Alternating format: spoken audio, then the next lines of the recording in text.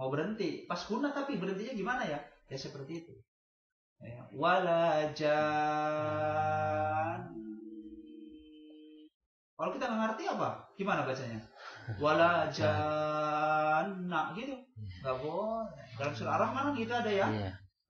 Banyak ada 3, ada 4. Masya Allah nikmat. Walajan. Kan gitu ya? Ini waqaf. Gimana cara berhenti? Padahal ini adalah guna. Guna didahului oleh mad tabi'i namanya. Iya toh? Maka disebut mad lazim harfi musyabba. Harus kenyang cara bacanya. Walajan. Ditahan 2 harokat. Enggak kelihatan ya? Kasihan Pak Mandor sampai nyubit-nyubit. Ya, bentar lagi nanti kita beli proyektor. Tuh, seperti itu. Ajukan. Pertama, makhrijul huruf. Kedua adalah guna. Kemudian mad. Nah, nanti mad ini ada berapa macam ini? Ada 14 macam kalau tidak salah ya. Mad itu. Tarkib itu artinya tipis. Apa saja yang perlu ditipiskan bacaannya tuh? Nanti ada lafzul jalalah li tarkib, lafzul jalalah li tafkhim. Nah, tulis dulu deh intinya materi-materi ini dulu. Tulis saja dulu.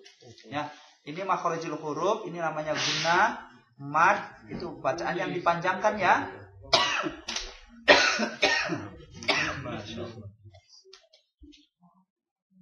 Ya.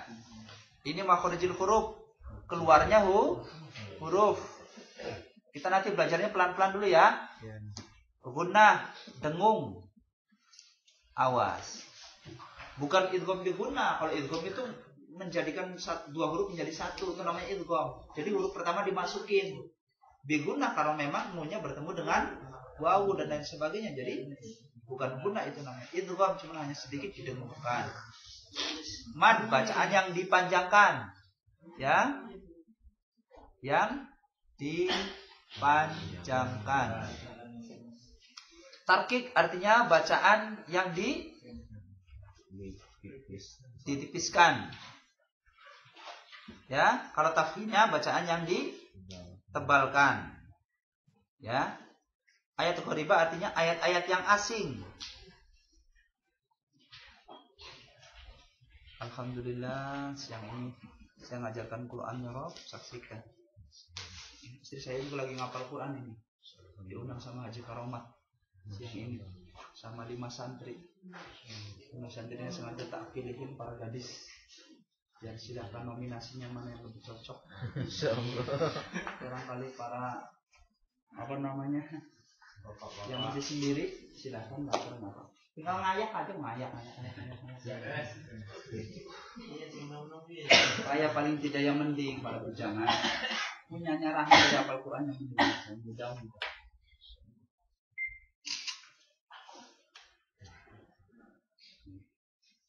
Nikah SMA ya. Aduh. Sengaja memang tak pilihkan para gadis-gadis. Ada kembarnya 2. Kembar. Wah, ini lucu kan ini. Daftar. Si Ame mau kemana? Insyaallah karena sudah 30 juz, jadi 3 bulan sama dia. Harus itu. Paling mulai tadi jam 8 sampai jam 9, jam 5 sore lah, khatam 30 juz. Karena dibagi 5 orang sih, tapi gantian dulu sih.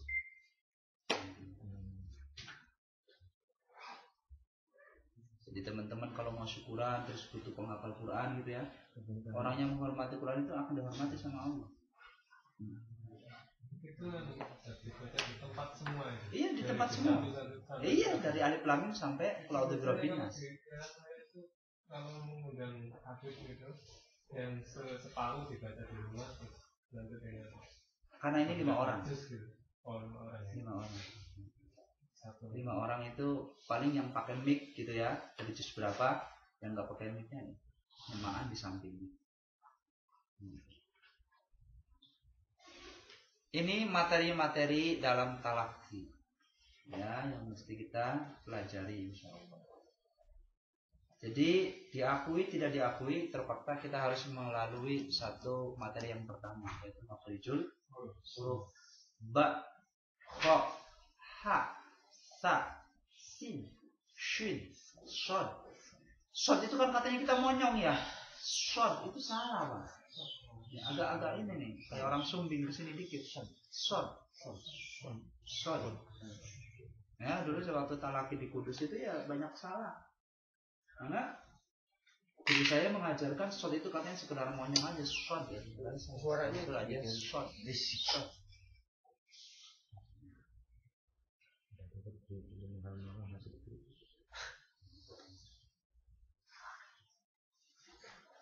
Itu kalau bisa terjadi perbedaan itu gimana? Apanya? Dia makhluk huruf, ya bacaan-bacaan kemarin itu yang seperti yang antum itu kan berdengung itu bisa sampai ada kebetulan itu bagaimana? Karena kata Nabi, Innal Qur'ana nuzila ala sab'ati ahrufin, bahwa Al-Quran diturunkan pada 7 huruf, dalam artian 7 logat bahasa. Ya, maka Al-Quran ya itu hadisnya ketika zaman Rasulullah. Jadi Rasulullah udah ngasih sabda kepada umatnya, para sahabat. Nih Al-Quran itu diturunkan pada 7 huruf. Ya, artinya 7 bacaan, 7 logat bacaan. Maka betul setelah Rasulullah tidak ada itu memang 7 qiraat itu muncul kan? Itu sesuai dengan sanadnya masing-masing. Kenapa itu terjadi perbedaan? Karena para sahabat itu kan banyak belajar langsung dari Rasulullah. Dialek mereka beda-beda. Makharijul huruf yang dikeluarkan mereka beda-beda. Tapi yang jelas tidak keluar dari garisan yang pokok. Maka Rasulullah mendiamkan. Artinya menyatakan betul. Maka diamnya Rasulullah disebut takrir, atas ketetapan dan kebetulan bacaan mereka. Ada yang belajar dari Ibnu Abbas, belajarnya seperti ini bacaannya, ya.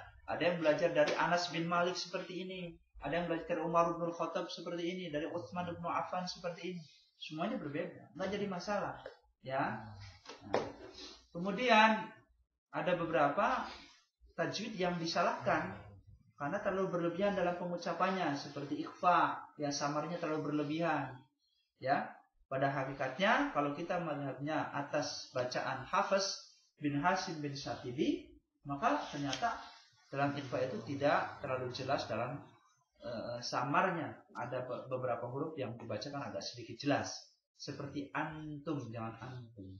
Nah, kita harus ikuti. Kenapa? Karena memang Al-Quran itu belajarnya harus sesuai dengan sana, tidak sembarang.